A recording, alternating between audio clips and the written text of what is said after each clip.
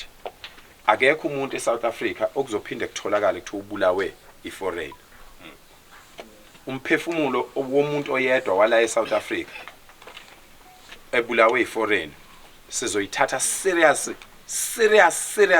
leyo ndaba leyo. So abantu base Nigeria, eMozambique, eZimbabwe, eSomalia, oma Pakistan, wonke umuntu oyiforeigner eSouth Africa sicela ukuthi angalokothi kuthiwa nje ngesandla sakhe kufe umuntu waseSouth Africa kusukela namhlanje ngomhla ka18 May 2026 kuze kuyobhubha umhlaba, ngoba leyo nto sizoyithandazela kusuka manje.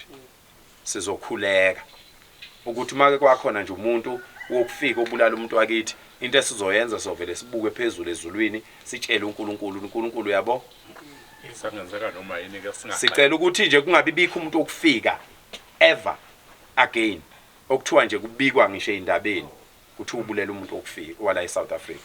Ngabe eGoli, lapha eGoli nje abantu bokufika iningi labayathanda ukubulala abantu.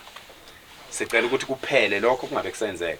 Sicela ukuthi mangabe abantu bokufika la eSouth Africa sicela bazi ukuthi abanalo ilungelo lokumasha noma ngabe bamashela ini. Umuntu akahamba yomashela uhulumeni wakhe le. Sicela ngaphindi nje kwenzeke kuthiwa la eSouth Africa khona into okuthiwa iceremony, kuthiwa kuya celebrate noma kubekwa ini noma kuthiwa kunomhlangano. Insizwa zase South Africa kusuka manje makezezwa nje kuthiwa kunomhlangano wabantu bokufika ayihambe ziyoba ingxenye yalo mhlangano, ngoba angithi bayingxenye eSouth Africa.